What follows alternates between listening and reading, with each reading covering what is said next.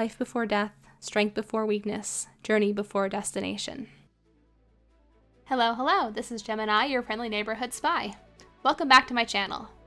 Right now, I'm so excited about the next book in my favorite series, the Stormlight Archives, coming out this Friday, December 6th, that I decided to make a video about it. In today's video, I'll be connecting my favorite book series to Fire Emblem 7, my favorite video game of all time. For those in the know, I'll be sorting all of the playable characters from FE7 into the orders of the Knights Radiant. I fully recognize that this video will appeal to probably about 3 people, but for those 3 individuals, this should be fun, so I hope you enjoy. But before we go any farther, let's back up a little bit. To start things off, I'd like to say that this video will be delving deep into character and plot spoilers for Fire Emblem the Blazing Blade. While I won't be discussing the characters or plot from the Stormlight Archive as much, I will be talking at length about the world building, specifically the story's magic system. If either of those is a concern of yours, I would recommend stopping the video now, playing FE7 and or reading the Stormlight Archive as soon as possible, and coming right back to watch afterwards. I'll be waiting. With that out of the way, let's start with a brief introduction to both stories. If you're not familiar with either text but don't care about spoilers, this part is for you. Fire Emblem the Blazing Blade is a fantasy SRPG developed by Intelligent Systems and released on the Game Boy Advance. It features 2 stories, the first following the warrior nomad Lyn on her journey to rescue her grandfather from his own brother's ambitious schemes. Following Lyn's adventure is the story of friends Eliwood and Hector, who set off on a journey together to find Eliwood's missing father, and are later joined by Lyn. Across both stories, the 3 heroes gather together a broad assortment of allies with all kinds of skills, backgrounds, and personalities. I won't say too much about the story right now, but that's the general premise of FE7's narrative. As for the Stormlight Archive, it truly embodies the term fantasy epic, as a 4, soon-to-be 5 book series, with each installment containing over 1,000 pages of storytelling. While I won't be discussing the plot or characters in this video, the world building alone is deep enough that I could spend hours trying to explain it all and only just scratch the surface. For today's purposes, we'll be talking about the primary magic system seen in the books. In the books, the Knights Radiant are a powerful order of warriors, scholars, spies, and more, who use magical abilities called surges to perform incredible feats. There are a total of 10 orders of the Knights Radiant, and the surges a knight gains access to are dependent on the order they join. Members of each order swear oaths that allow them to advance through the ranks of their order or ideals and gain new power. While I won't go into the process of becoming a knight in the first place, let's just say that each order tends to draw individuals based on their values and interests. Throughout the rest of the video, I'll provide a brief explanation for each of the orders, including their words, the types of surges they can perform, and what kind of people typically join them. After each explanation, I'll list the characters from FE7 which I sorted into that order. With all that said, let's begin with the first order of the Knights Radiant. Starting out is the Order of the Windrunners, defined by the phrase, "I will protect." Their surges are adhesion and gravitation, both of which are fairly self-explanatory. Adhesion allows them to stick things to other things. As for gravitation, while the way it works is a little more complicated, the gist is that it allows Windrunners to fly. This order is themed around defending those who cannot defend themselves. They make excellent soldiers and possess a strong sense of camaraderie amongst each other. They're also one of the orders most focused on their martial prowess. The first character I sorted into the Windrunners is Lady Lindis herself. Lyn is frequently associated with the wind, but she is also a proud warrior determined to protect people she cares about, like her grandfather and her comrades. There is also a character in the actual book series named Lyn who is in fact a Windrunner, though of course that's not why I picked Lyn to be a Windrunner.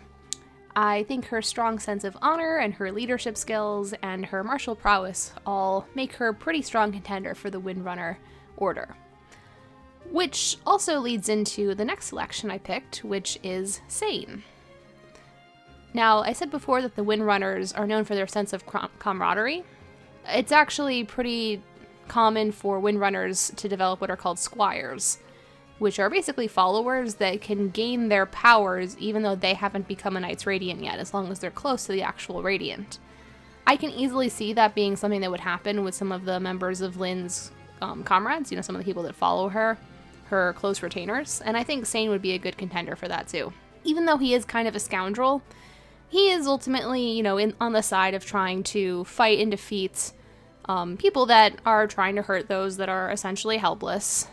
In his epilogue, it says that he was like beloved by the people because he, protected them. Following Lyn, he'd become a Windrunner. He'd start as a squire, and he'd eventually ascend to become a Windrunner in his own rights and become a noble hero, while still also being a little bit of a scoundrel. And then also along that same line, I also placed Will as a Windrunner for similar reasons. When Lyn meets him, he is kind of defending a village that's being attacked by brigands. As soon as it's apparent that Lyn and her company are trying to fight and protect the village, he immediately joins in. He follows Lyn, who, as I said, is already a Windrunner, so I think he would also become one of her squires, and then later would become a full Windrunner on his own. The next two that I placed here are Rebecca and Lowen. They almost have a similar setup to what I just described with Will and Lyn, where Rebecca initially is in her village, Lowen comes and helps, and then the two of them help to defend her village together. I think they'd probably have to start out themselves as Windrunners instead of being squire to somebody else. Maybe Lowen would start as the Windrunner, and then Rebecca would learn from him, or vice versa. It could really be either way. But I think both of them would fit well into this category. They both have concern about like regular people and a desire to protect them. Lowen gives himself a hard time when he feels that he's not living up to when he feels like he's not doing enough to take care of other people. Both of them love to cook and take care of people in that regard.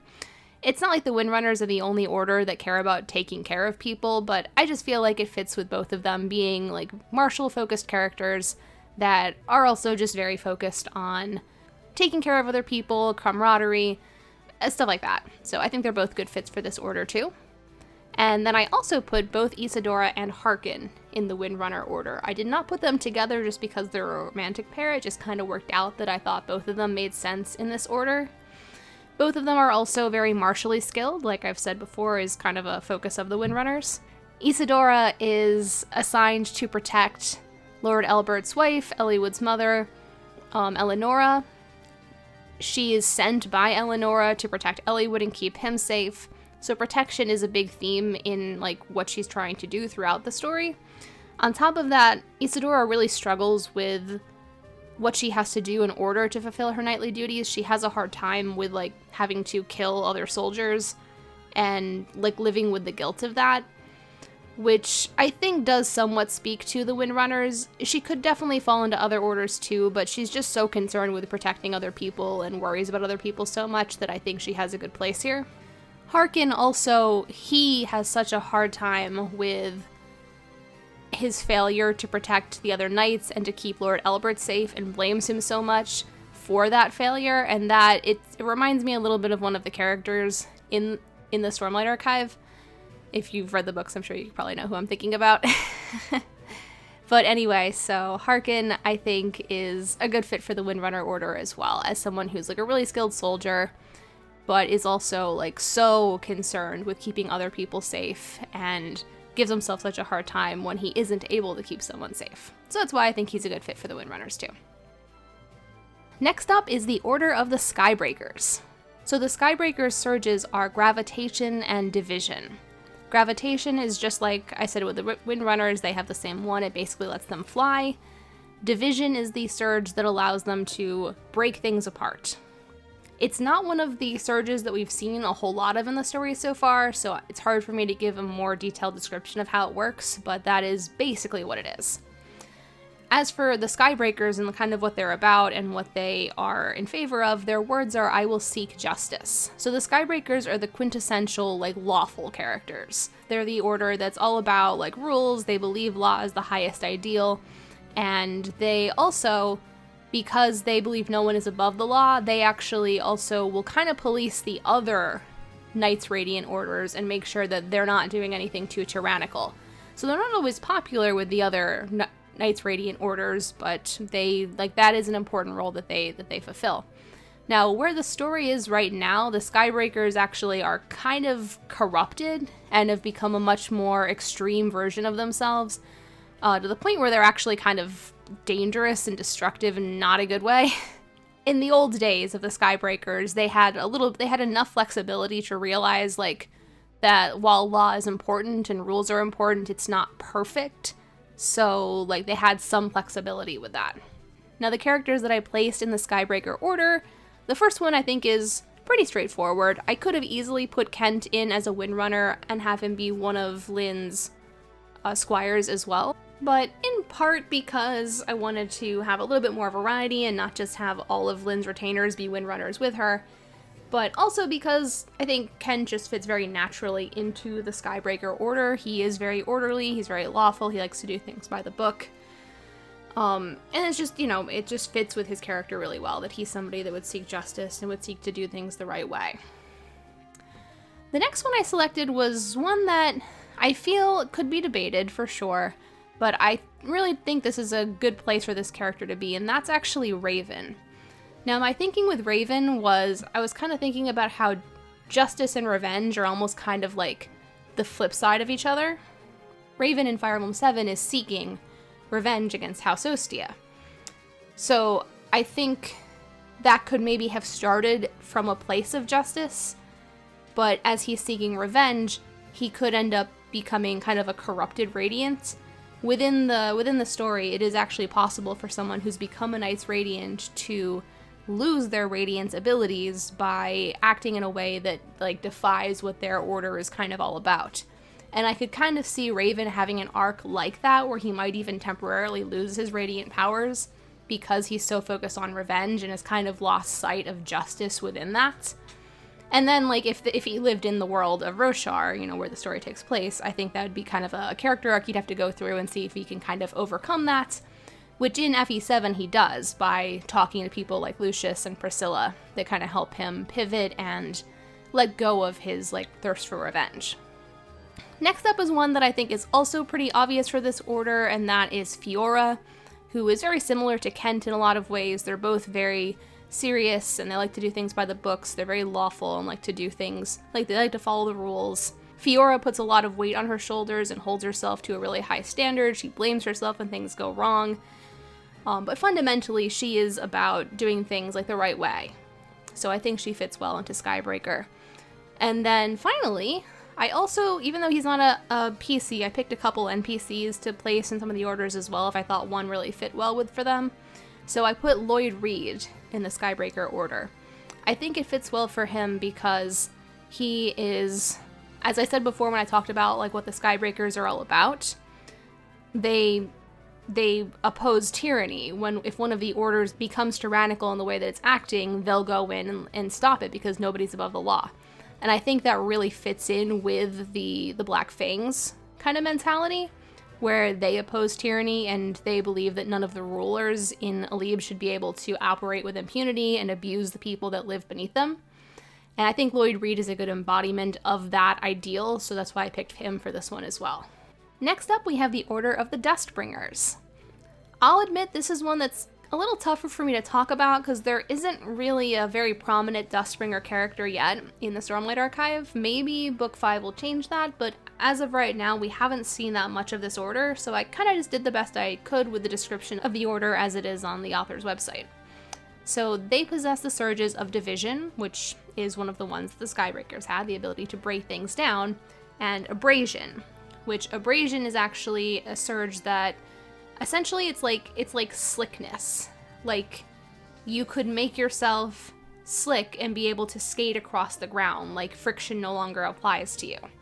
And that's kind of how it works for anyone that can use this particular surge. They're very powerful. They're known as one of the more destructive orders. Their words are, "I will seek self-mastery," though, because while they're very destructive and very powerful, they're all about control and precision and having the ability to use that really strong power that they have in a way that is controlled. So it's not out of control. It's not destroying things that shouldn't be destroyed. They have a handle on it and they understand their own powers and their destructiveness well enough to control it. They tend to be characters that are a little bit more like tankers, that like to take things apart and understand how things really work. So yeah, that's kind of generally what the Dustbringers are all about. The first character I selected for this order is actually Wrath. The reason I placed Wrath as a Dustbringer is because one of the focuses of the Dustbringers is having a sense of responsibility over their power, and Wrath, as a young child, was foreseen within his nomadic tribe that he would do something important. He would stop the burning. So he was actually sent away from his tribe and has carried that responsibility of that prophecy with him ever since, as he's sharpened his skills, and gotten stronger over time, so that's why I thought it'd be a good fit for him. Kind of a contrast to the quiet and stoic Wrath is Barter, who I also picked for the Dustbringers because I was thinking a little bit of Blazing Blade Barter, but then also the sequel Binding Blade Barter. Barter is very reckless, a little out of control with his power, but by the time Binding Blade has come along, while he is still, he's still a warrior, he's still a little bit reckless, he's gained a lot more control and wisdom, and I think he's moving more in that self-mastery kind of direction. He also likes to, even though he's not the brightest, he does like to learn, and he likes to gain more control over his powers. He likes to gain more control over his strength. He likes taking on new opponents that will help him understand how to fight better. I feel like there is definitely some of the Dustbringer in him. I also picked Guy for kind of similar reasons as Barter, because while he's a little bit less reckless about it, Guy is also working to become as powerful a warrior as he can. His goal is to gain mastery over the sword. He's still a little bit naive in some ways, but he works tirelessly to try to improve his skills and gain that kind of mastery and control that will make him the finest knight, which is what he is ultimately aiming for. Finally, the last character that I picked for the Dustbringers is actually Jafar. Now, to be clear, in the Stormlight Archive, the Knights Radiant are kind of, even though the different orders can be pretty different from each other and have some different values, fundamentally they are good guys. So an assassin that operates under the commands of, a guild leader and just unquestionably just goes and kills anyone, that he is commanded to go and kill, the Angel of Death, I don't think fits well into the Knights Radiant. So what I was thinking for Jafar would be, in the story, in the books, there's actually these types of weapons that can be found that are what are called honor blades. And if you have an honor blade, you can actually use the powers of one of the orders of the Knights Radiant without actually being a Knights Radiant. There are some easy parallels here between Jafar and one of the other characters in the story, if we go this route with him, where I could see him having one of the honor blades and gaining mastery over it and getting really good at using the actual surges and power without actually being a Knights Radiant himself. Then later on, he could lose the honor blade around the time that he meets Nino and actually develops his own conscience and his own desire to, when he actually has a value now and something that he wants to fight for, I think that's when he would actually become a Knights Radiant himself. In this case, I think he could be a good Dustbringer. He has that kind of power and precision and destructiveness, but he's trying to use it in a way that's responsible, where he's trying to protect Nino. He's not necessarily trying to protect everybody like a Windrunner, but he has that sense of responsibility and how to use his power in a way that to him is very important. So that's why I think he fits well for Dustbringer. Up next, we have admittedly one of my favorite orders, which is the Edge Dancer. So the Edge Dancer powers are Abrasion and Progression. You may have noticed by now, if you weren't already familiar with what the Knights Radiant are, the surges are all shared by two different orders. So Abrasion was on the last one, Dustbringer, and now it's also on Edge Dancer. So that's the power where they can become slick. And that's why they're called Edge Dancers, because they can move very quickly and basically slide around a battlefield with incredible speed. Their other ability is Progression, which is also in the story called Regrowth, which is healing. They can heal other people. This is why they are kind of known as the medics of the Knights Radiant. What they often do is they'll slide across the battlefield, seeking people that are injured, saving those that are trapped, healing people that are wounded, whether they're allies or not.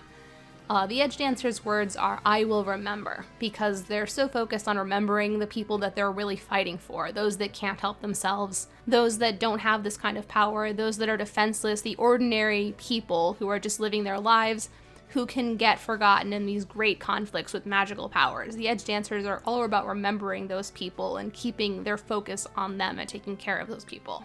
They're also frequently one of the more religious orders. Not guaranteed, not always, but it's not uncommon. I picked 4 characters altogether.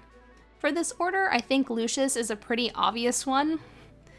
Based on just what I was talking about just now, Lucius is a priest who is all about taking care of regular, ordinary people, or people that are just in need of help. When he's first introduced in Lynn's tale, he joins Lynn because he sees that Ninian and Nils are in danger, and he wants to help them because they're kids. And, to Lucius, that it strikes home to him because of some of his own experiences, and taking care of others is just a big part of his character. Next up, I picked Heath for this order. I think he's also a pretty obvious fit for the Edge Dancer. That one just kind of jumped out to me immediately as soon as I tried to think about where to place him, because Heath's shtick as a character is that he was a Knight of Byrne, but was ordered to kill regular, ordinary citizens because one of the generals wanted to make it look like it was a rebellion. It actually wasn't. They were just, regular people that had, tools instead of weapons, and he couldn't do it. He's like, I'm a soldier, but I'm still human, I'm still a person, and I'm not here to, just kill ordinary people who I'm supposed to be taking care of and protecting. So he gets himself in trouble with the Byrne army because he is viewed as a deserter and a traitor because he was unwilling to follow those orders. So I think he very naturally fits into the Edge Dancer. Because of those values and that morality that he has, I think he fits very naturally into the Edge Dancer order. Next up is Carla. I placed Carla here for a couple reasons. One is that the Edge Dancers are known for their grace and refinements. As a swordmaster, her greatest strengths are her speed and precision and agility, so she slides very naturally into this order. She's also someone who prefers to operate in a peaceful way. She prefers to avoid fighting. She's also very likely involved in her brother's redemption, so Edge Dancer seems like a good fit for her too. The last one I picked for Edge Dancer is Reynolds, who is a character that appears at the very end of Blazing Blade, but has a really complex and interesting story that's all about him seeking redemption for mistakes that he made in the past and things that he did wrong. A big part of his character is remembering who he was and who he wants to be now, how he can atone for and how he can serve other people to make up for his past sins. Next up, we have the Truth Watchers. The Truth Watchers' surges are progression, so the ability to heal other people just like the Edge Dancers, and also illumination, which is the ability to manipulate light to create illusions. So the Truth Watchers, their words are, "I will seek truth." Their whole order is themed around knowledge and the appropriate use of knowledge. So using it in a way that's constructive and that helps society and helps to advance technology in a way that is positive. Once again, I picked 4 for the Truth Watcher order. The first character I picked for this order is Priscilla. I chose Priscilla in part because she has healing abilities, and that is part of the Truth Watcher. I didn't want to lean entirely into what kind of abilities characters have an FE7 and then making them as much of a match as I could for the Knights Radiant, because I thought that'd be kind of boring, but it still was a factor in some of my decisions, so that was part of why I picked Priscilla for the Truth Watchers, because she can heal just like they can. But on top of that, she's also someone who is kind of seeking truth in that she's trying to find what happened to her brother, she's trying to find out what happened to her family in the past. So there is that element of seeking truth, and finally, the Truth Watchers are also known to be fairly introverted, and Priscilla is very shy, and that just seemed to fit her well as well. Next up is Kanaz. Kanaz was one of the most obvious ones that I thought of while I was doing this. When I was going through and trying to sort people and moving them around, originally having one character in one spot and then putting them somewhere else and then changing it around a little bit, Kanaz was one of those ones that as soon as I thought of him, I was like, Truth Watcher. He has to be a Truth Watcher. Because he's obviously, a big part of his character is just trying to find out more about dark magic, or as he calls it, ancient magic. When you meet him, he is trying to get passage to go to the Dread Isle so that he can study things there. He is first and foremost a character driven by curiosity who likes to learn. Definitely a less obvious one, but still one that I felt fit pretty well. I put Ninian into the Truth Watcher's order as well. Ninian is a dragon, but she has come to the human world because she wants to know what the human world is like, and unlike her brother Nils, who's very skeptical and untrusting, Ninian really wants to get to know humans and form connections with humans, which I think for her is seeking truth in a way. She's seeking to learn more about a world that is so outside of her own world. She wants to learn what it's like and really experience it, and she's not afraid to seek that. Even though it does sometimes make her anxious because she is also fairly introverted. In keeping with the Truth Watcher personality, it just felt like a good fit for her. I was a little tempted to make Ninian an Edge Dancer just because she's a dancer, but I didn't want to base it solely off that, and I do think Truth Watcher ultimately is a good place for her to be. And then last but definitely not least, one who's not as introverted as the others on this list, I also picked Lord Pent to be a Truth Watcher. He is someone who's also interested in learning and in knowledge and acquiring new information. He studies under an archsage. He travels to the desert to study artifacts. He's definitely someone who likes to learn about new things, and I'm sure is someone who cares about using that knowledge in a way that's constructive and appropriate. There's another order that I very seriously considered for him too, but I do like him as a Truth Watcher. Next, we arrive at the Lightweavers. So the Lightweaver surges are illumination, so like with the Truth Watchers, they can use light to create illusions, and then also transformation, which is easily one of the most busted of the surges. Transformation is quite literally the ability to turn things into other things. There's even a character that also has the transformation surge that turns people into smoke at one point. It's described as being difficult to do, but if you're able to master it, it's very powerful.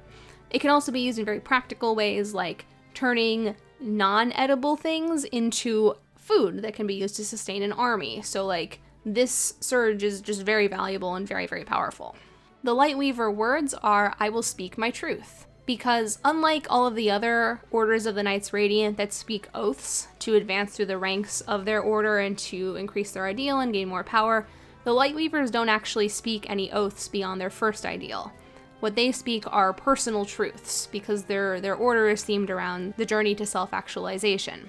They have to recognize aspects of themselves and acknowledge them, things that are like hard truths about themselves, and say them out loud, and that's actually how they progress through their order. It's much more about like self-discovery than it is about swearing an oath.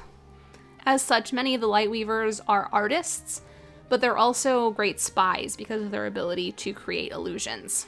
The first character that I placed in the Order of the Lightweavers is actually Syrah. I picked Syrah for the Order of the Lightweavers because, in a sense, she's a character who's kind of living a lie. She was raised in a convent, she grew up very poor, she was given away by her family, but she's convinced herself, or at least tries to convince other people, that she is a noble lady, a refined noble lady. And I think her journey as a Lightweaver would be a lot about acknowledging that she is not actually a noble lady, or at least is very unlikely a noble lady. But it doesn't matter, she doesn't need that in order to be, to be great. So I think that'd be a big part of her journey. I also think she would really enjoy using the illusion power. Next up, I also placed Matthew in the Order of the Lightweavers. Anyone who's not familiar with my channel, Matthew is by far my favorite character, not just in Fire Emblem 7, he's like my favorite character ever. And I do absolutely believe he fits as the Lightweavers. I placed him as a Lightweaver because they're known to make excellent spies and to work very well in espionage, which is exactly what Matthew does. On top of that, the Lightweavers are sometimes seen as having a more flexible sense of honor than some of the other orders do. They lie more easily, they make things up because they're artists and actors and spies, which reminds me of Matthew's support conversations with Guy, in which Matthew talks about the fact that he doesn't really value honor that much. It's not going to keep him alive at the end of the day. He's like, I'm no knight. Because he is more of a spy than he is a knight or a soldier. The illusion abilities obviously come in great handy for someone who's working as a spy, so it would be a very useful surge for him to have. But honestly, outside of just being a spy, I do think the more flexible sense of honor, and not having honor at all, because Matthew does still have his own honor in his own way, like in his loyalty to Ostia and his concern for the people in his life. So it's not like he's just totally amoral. And that's like, the Lightweavers are kind of in a position like that, where they're a little bit more flexible with how they define honor than some of the other orders are, but they do still have their own moral code that does matter a lot to them. So they would oftentimes reject the claim that they have less honor. I think it's fair to say that Lightweavers have a more flexible sense of honor, though. Next up, I also picked Louise to be a Lightweaver. One of the themes of the Lightweavers is that they're concerned not just with survival, but with having a world that has things that are worth surviving for. And I feel like someone like Louise, who values love so much, who's so protective of her husband, who has children, who's kind of carefree and seems to really enjoy life, I think that would be a value that would resonate really, really well with her. So that's why I picked her to be a Lightweaver. not a Fire Emblem character, but the last listing here on my Lightweaver's placement is actually myself, because I am a Lightweaver, even though I am not a Fire Emblem character. What I mean by that, obviously I'm not an actual Lightweaver. What I mean by that is I'm actually going to leave the link for this in the video description. There is an official test you can take to determine which of the orders you would best fit into, and I placed in the Lightweaver order, which I also knew I would because there's just a lot of the Lightweavers that really resonates with me personally. I swear I did not put Matthew in this order just because he's my favorite and it's also my order. It really did to me just make the most sense. Next up is another one of my favorite orders, which is the Else Caller. So the Else Callers possess the surges of transformation, like with the Lightweavers, the ability to turn things into other things, but also transportation, which is basically just teleportation, or even the ability to transport themselves into other realms entirely. Basically, if they lived in the Fire Emblem universe, they'd probably be able to transport themselves to, like, other Fire Emblem worlds. So, like, an Alib Else Caller could find themselves in Tellius or something like that. The words of the Else Caller are, "I will reach my potential." A little bit like the Dustbringers, they're very focused on self-improvement and becoming the best versions of themselves that they can be. But where the Dustbringers have a little bit more of a recklessness and destructiveness, the Else Callers are more calculating. They're known as brilliant tacticians, they're thoughtful, cautious, sometimes considered to be the wisest of the Knights Radiant orders. So I placed quite a few characters in this order, actually. The first one that I placed was Urk, who I think also could have easily fit into the Truth Watchers as someone who seeks knowledge, but he's so dedicated to being a brilliant scholar, and there are many scholars in the Else Callers, so I did ultimately place him here. I think it's a good fit for him. Next, I placed Eliwood in this category, just like how there are many brilliant scholars, or aspirational scholars among the Else Callers. Many of them are also trying to become the best possible leaders that they can be, and I think that fits well for Eliwood, who is trying to do the best that he can for his people and for his country and for his family. He does work himself very hard, he holds himself to a really high standard, and I do think he is ultimately a fairly wise character, especially by the end. So I think Else Caller is a good one for him. I also placed Merlinus in this order. The order is known for having a lot of different diverse skill sets. As I had listed on the Else Caller page, they are logistical geniuses. So I thought that would make a lot of sense for someone like Merlinus, who is managing all of the equipment and gear and weapons of an entire army. And obviously, by the time we reach Binding Blade, he's become even more of a master of it. He's not just a merchant that just kind of fell in with the characters, he's actually, like, kind of the right hand to the future Marquess of Foray. So, you know, I think he really does get there in the end, if not in Blazing Blade. Next up, I picked Farina, who is seeking a different kind of potential, which is her potential to max out her bank account and have as much gold as she possibly can, but she clearly has a really good sense of how to do it. She manages to fly over to Hector, and having done nothing to actually prove herself to him, in no way demonstrating her abilities, just simply showing up and talking at him, she manages to convince him to pay her 20,000 gold in order to join the army, which is pretty crazy. Whatever else you might think about Farina or what she's trying to achieve, she definitely knows what she wants and knows how to work to reach that potential that she cares about. I also placed Legault in the order of the Else Callers. One of the things I was thinking was that he was known as the Hurricane in the Black Fang and was considered to be second in skill only to the Four Fangs, which are the strongest assassins in the Black Fang Assassins Guild. So he's definitely highly skilled and has worked hard to get there. But he also has, like, the wisdom and understanding of how the organization works. He sees when it's starting to change and knows to get out of there.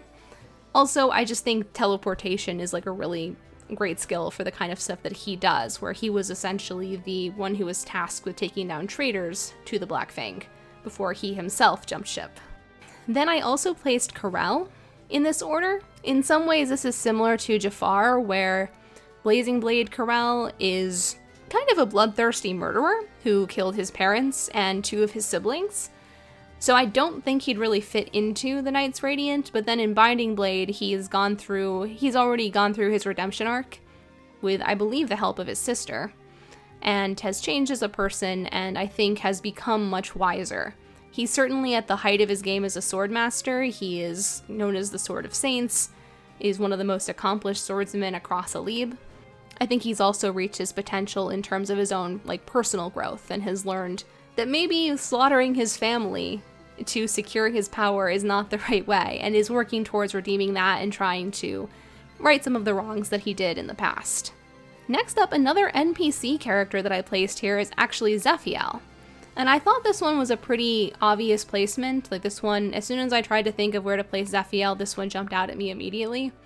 Because Zephiel's character in Blazing Blade, before we get to Binding Blade, is all about him trying to be the best possible leader and son that he can be, because his father dislikes him so much, and he believes that if he can just be better, if he can just get better, then his father will approve of him and his family will be able to be happy. So he's really pushed himself to become, as great a swordsman, as great a ruler as he can possibly be. And then finally, since Elf Scholars are known as brilliant tacticians, though they're a very underdeveloped character, being a self-insert, I also think the tactician Mark makes perfect sense to be an Elf Scholar. There's not really much to say, since Mark doesn't really have much of a character, but if I was going to place them somewhere, I think this is where they would most likely go. It would also be a great ability for them to have, to be able to teleport out of combat, since they don't go into combat. Next, we arrive at the Will Shapers. This is another order that I'm not as familiar with. There is a significant character who's a Will Shaper, but she hasn't had as much development as some of the other characters in the story, so I'm not as familiar with this order as I am with some of the other ones. Like the Elf Scholars, they have transportation, so teleportation, as one of their surges. Their other surge is called cohesion. In the books, it's sometimes called stone shaping. It's essentially the ability to reshape things. So you could take a stone and you can reshape it in ways that might be more useful to you. The words of the Will Shaper are, "I will seek freedom." This order is dedicated to freedom and personal fulfillment. When individuals are being oppressed in some way, Will Shapers are quick to step in and try to help them or cheer them on and try to help them liberate themselves. They believe strongly that every person should be able to make decisions about their own life and how they want to go about fulfilling themselves in their life. So they're also a very diverse group in that they have a lot of different people who represent a lot of different types of personal freedom. They're very interested in building up societies and building an infrastructure that will last and will support a free society. The first character I selected for the Will Shapers is actually Nils. I was thinking about how he chooses to come to the human world from the dragon world, which is, in a way, seeking freedom, the freedom to go where he wants and not be oppressed because he's a dragon. I struggled a little bit with his placement, but that was ultimately the one that I thought fit best for him. Next up, I also placed Dart with the Will Shapers. I figured, being a pirate, he is someone that doesn't want to be confined, that wants to be able to be free and be out on the sea and go on adventures, so I thought Will Shaper would make a lot of sense for him. Geitz was a surprisingly easy one, considering he's a character that I'm not as familiar with as some of the other members of the cast, but he fit really well into this one because part of his backstory is that he discovered that his father had slaves and he was horrified by it and immediately left, so he's clearly someone that does not like to see people being oppressed. The next character I placed here is Vida. The reason I placed her here is because of the Will Shaper's interest in building a society, and specifically a society that is sustainable and has what it needs in order to flourish. Vida is very concerned with the well-being of her country, and specifically Prince Zephiel, who she sees as the future of the nation of Bern. So she swears her allegiance and fights alongside Ellie, Widlin, and Hector once she learns that they have saved Prince Zephiel's life. She immediately becomes loyal to them as kind of an extension of her loyalty to Prince Zephiel and to her country. And finally, I also placed Linus here. I figured if I was going to put Lloyd Reed somewhere, I also had to put Linus Reed in one of the orders, and I thought Will Shaper made a lot of sense for him. Like with Lloyd Reed, I talked about how the Skybreakers are concerned with tyranny. I think Will Shapers would also be concerned about that, but I feel like Linus is too hot-headed and brash to fit among the Skybreakers, so I thought Will Shaper would be a better fit for him. Not that they're all completely reckless, but I think that's a more comfortable place for him to be than with the Skybreakers. Getting close to the end now, the 9th order of the Knights Radiant are the Stone Wards. This is another one that we don't see a whole lot of them in the book so far. Perhaps that will change in the new book Wind and Truth. But I think they're relatively straightforward as an order. Their abilities are Cohesion, so the ability to reshape things, and Tension, which is actually the ability to make things, to change the stiffness of something. So they could take something flexible and make it stiff. They're known first and foremost for being loyal and dependable. Their words are, "I will be there when I'm needed." They're also excellent infantry soldiers, considered by many to be the best soldiers among the Knights Radiant, only kind of contested by the Windrunners, who are, as I've said before, very well known for their martial prowess. So the Storm Wardens are basically just loyal and protective. They like to find ways to challenge themselves, they like athletics, they like to be outdoors. I almost think of this a little bit as like the Himbo order, but I don't know for sure if that's accurate. So contrary to what I just said about the Stone Wards being Himbos, the first character I actually placed here is Florina. I wanted to avoid having all of Lynn's retainers just be Windrunners alongside her. And I do think Stone Ward is actually a really good fit for Florina. She is an excellent fighter, even though she's not a ground fighter specifically, she's not infantry, she's on a Pegasus. She is still an excellent warrior and really, really capable in battle once she gets enough training. She's maybe not dependable yet, but that's what she's working towards. Like, so much of her character is motivated to being reliable and dependable for Lynn because she's so loyal to Lynn and wanting to be able to be there for Lynn anytime Lynn needs her.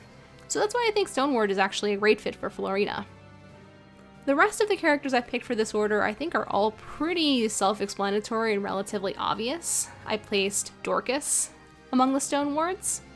Dorcas is extremely loyal to his wife Natalie and is willing to take on dangerous work in order to provide for her. Wallace is extremely loyal to Kaelin. Even though he is retired, he comes out of retirement in order to help Lynn protect the Marquess, her grandfather. He seems like someone who really enjoys a good challenge and a good fight, so the athleticism of Stone Ward is a big part of his character too. I also placed Marcus in this order. I think he could easily be a Windrunner or one of the other very martially focused orders too, but he is such a reliable force within both Blazing Blade and Binding Blade, who is incredibly loyal to House Foray and to every one of its leaders, that Stone Ward ultimately felt like the best fit for him. For similar reasons to Marcus, I also placed Oswin in the Stone Ward order. He's incredibly loyal to House Ostia. He starts out having only sworn his loyalty to one man, and that was Marquess Uther. Later on in the story, he swears his loyalty to Hector as well, and continuously is a reliable, sturdy force that serves the army well. He's also an incredibly strong ground soldier, probably one of the best knights in the Fire Emblem series. And then I also decided that Hawkeye would also be a member of the Stone Ward Order. He is loyal to the protection of his home, he's loyal to his family, he is an incredible ground soldier with unbelievable power. Hawkeye is stoic, steady, and dependable, and I think really embodies the values and virtues that make up the Stone Ward Order. At long last, we finally arrive at the final order of the Knights Radiant. It may be the last, but it is most certainly not the least, and that is the Order of the Bondsmith. The Bondsmith's surges are Tension, which is once again the ability to alter the stiffness of something, and Adhesion, which, just like the Windrunners, is the ability to stick things to other things. The Bondsmiths are an incredibly powerful order of the Knights Radiant. They are very likely the most powerful of the orders. Their words are, "I will unite." The themes of their orders are all about the bonds between different people, different countries. They are often involved in establishing governments, creating peace, resolving disputes between different governments and different types of people. They're able to use their abilities in ways that are unique from the other orders and are often incredibly powerful. While there can be many members of the other orders, there can only ever be 3 bondsmiths because there's only 3 sources of the power that allows one to become a bondsmith. As their name and as their words imply, the bondsmiths are dedicated to forging peace between groups of people and creating bonds that will create a sustainable society. The first character I placed in the Order of the Bondsmith is actually Hector. Now, I think he's also a perfect fit for the Stone Warden, because Hector is a very loyal individual and is a very powerful ground soldier and is dependable and is always there for his friends. but I also feel like he has the makings of a great bondsmith, but perhaps a very immature one that would need to grow as a person in order to really fill into that role of someone that's trying to create peace. Now, it may seem silly because Hector is someone who loves to fight, but I think part of his journey as a character is getting to the point where even though he enjoys a good fight, he needs to be the one who's leading the Lycian League. He's learning to become a leader that can rule his people in a positive direction. He's forming bonds with the retainers that his brother before him had, like Matthew and Oswin, both of whom end up swearing their allegiance to Hector during Hector's tale. And much like Hector, one of the characters who was a bondsmith in the story originally started out as a very brash warrior-style character, but after suffering losses that had a dramatic impact on him as a character, helped him grow into somebody that was able to eventually become one of the bondsmiths. And I think that would be a really good direction for Hector's character to go in. And between Blazing Blade and Binding Blade, I can see that being something that Hector would drive towards. He is so focused on the bonds between him and the people that are closest to him, like his friend Eliwood, like his brother, like the other Ostians that serve him. And that kind of loyalty and that kind of bond could be built into something where he has that same kind of loyalty and dependability towards the people of his country, and how he wants to keep them safe and wants peace for his people. If you think I'm crazy and you think Hector still makes more sense as a Stone Ward, let me know in the comments. I'd love to hear about it. But I do think that Bondsmith is a potential place for him. Next up, I also placed Nino as a member of the Bondsmith. I struggled a little bit with where to place her originally, but fundamentally I came down to Bondsmith for her for a couple different reasons. One of them is because, as I said before, bondsmiths tend to have incredible abilities, and Nino is a wildly skilled mage with outstanding magical talents. She's even able to speak with the spirits of magic themselves, something that most mages don't really seem capable of doing, and that feels like the kind of power a bondsmith would have, to be able to communicate with even like natural forces and form connections and bonds with them. On top of that, Nino is a peacemaker. When she and Jafar are sent to assassinate Prince Zephiel, Nino has sympathy for the prince. She sees what they're doing is wrong. She stands by her own ideals and insists that they leave Zephiel alone. And in doing so, she also forges a bond with Jafar, who she had previously saved when he was badly injured and expected to die.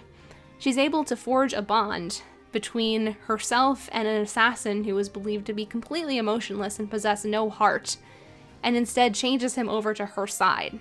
Nino's story is a very tragic one, and the events after Blazing Blade don't necessarily go well for her.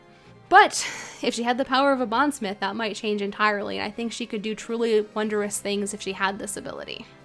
Finally, a character that I thought was pretty obvious for the Order of Bondsmith is, of course, Archsage Athos. He is one of the 8 legends that fought the dragons in the Scouring. He has remarkable abilities, including some ability to see the future, though I'm not exactly sure how far that extends or how precise it is.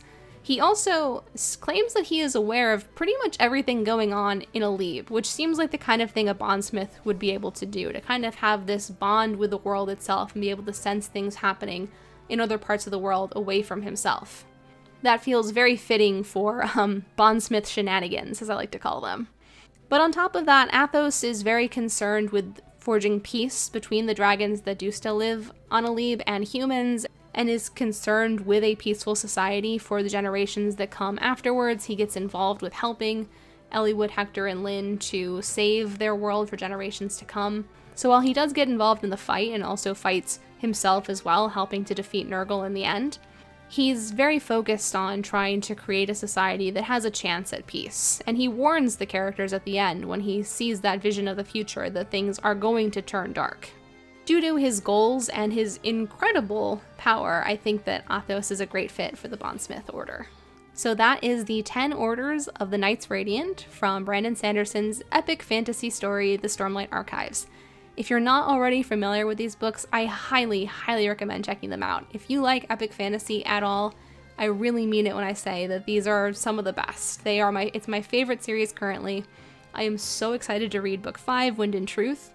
I am so excited that I made this whole tangent, sorting the cast of my favorite video game into all the different orders just so I could talk about the orders and Fire Emblem 7 at the same time. If you're someone who's also a fan of both series and knows the characters from FE7 and also knows about the Orders of the Knights Radiant, and if you disagree with any of my placements or have any other thoughts about it, I would love to hear about it, so please tell me what you're thinking about in the comments. I seriously love talking about both these series so much, so I'd be so excited to see what other people have to say about them. And if there is an interest in me talking about this more, like, let me know, and maybe I'll do some of the other casts from the other Fire Emblem games as well. Also, if you're somebody who happens to have arrived here as a fan of the Stormlight Archives but has never played Fire Emblem, I recommend giving it a shot. Fire Emblem 7 The Blazing Blade is my favorite, but there are many great games throughout the series. With all that said, thank you so much for watching. I really appreciate you taking the time to listen to me gush about two of my favorite stories of all time. If you enjoyed the video, then please consider liking and subscribing and leaving a comment. I really do love hearing from viewers about what they think about the different topics I talk about and the different characters that I've discussed, and I'd love to talk with anybody about both series because, like I said, I'm a huge fan of both. But once again, thank you so much for watching. Take care, have a wonderful day, and Gemini out.